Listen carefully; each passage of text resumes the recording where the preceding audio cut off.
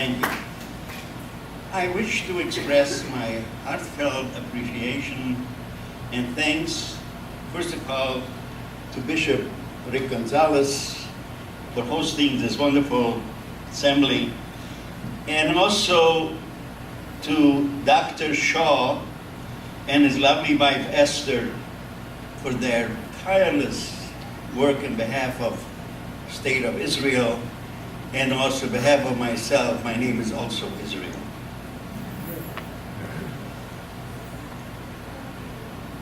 And he has been helping me to inform future generations about the experience during the worst of times. The genocide of millions of men, women, and children because of their religious or political beliefs. Rabbi Lau, who was the chief rabbi of Israel many, many years ago, addressed a group of Holocaust survivors here in Chicago. And I will always remember what he said.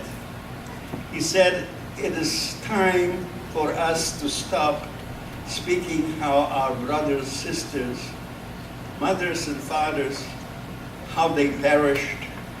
It is time to speak how they lived. And not, my friends, how they lived in Poland, Czechoslovakia, or Hungary, or in Eastern Europe, but how they lived during the most terrible days during the war in the concentration camps.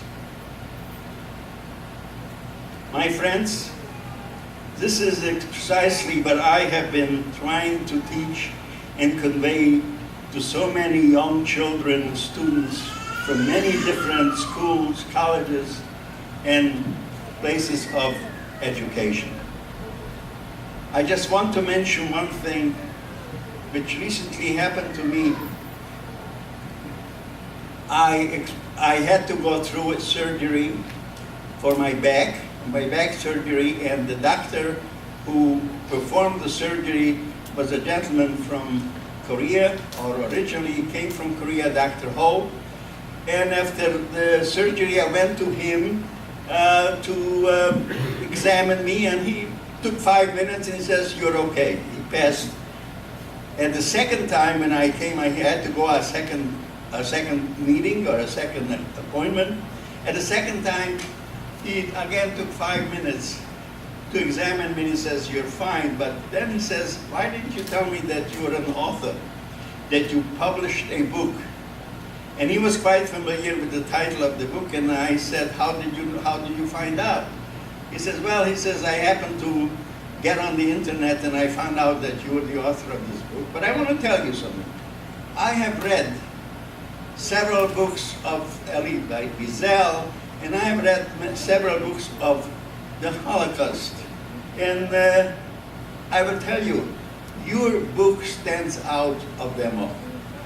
And then it took him about 5 minutes to okay that I'm in good health, and then it took about 30 minutes to discuss my book. And he said, there's a tremendous difference between the other publishers or the other books that I read and yours. And I asked him, "What is the difference, doctor?" And he says, "Faith." He says, "You are the only person who has built your entire book and the miracle of your survival on faith in God." Wow.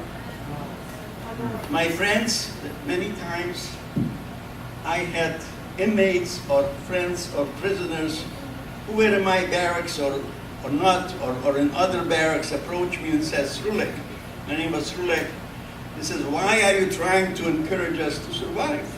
Why don't you look in the back of you and see this pile of bodies over there? People are all going to end up over there. We are all going to go out through the smoke. Why are you encouraging us to survive?" And I was very sad when somebody came with this particular confrontation, because I knew that he was giving up. And once somebody in the camp gave up, he had nothing anymore to hold on to. I have been doing my share for the last 35, 40 years. My message and book titled A Boy Named 68818 has had a great impact on younger students and as well as adults in all types of educational institutions. My friends, we were talking about miracles. The Bible teaches us about Yechezkel, or Ezekiel, who was one of the prophets, who was instrumental in bringing back to life, giving life to the dry bones. My friends, I'm also a survivor of the dry bones that came back to health. Thanks, first of all, to God. Secondly, thanks to the American Army that liberated us and immediately made sure to bring us back to some health so we could survive this ordeal and go back to search for our families and our brothers and sisters. Again, I want to thank you very much for being here and letting me say a few words, and I will be glad to answer any questions that you might have when we get back downstairs.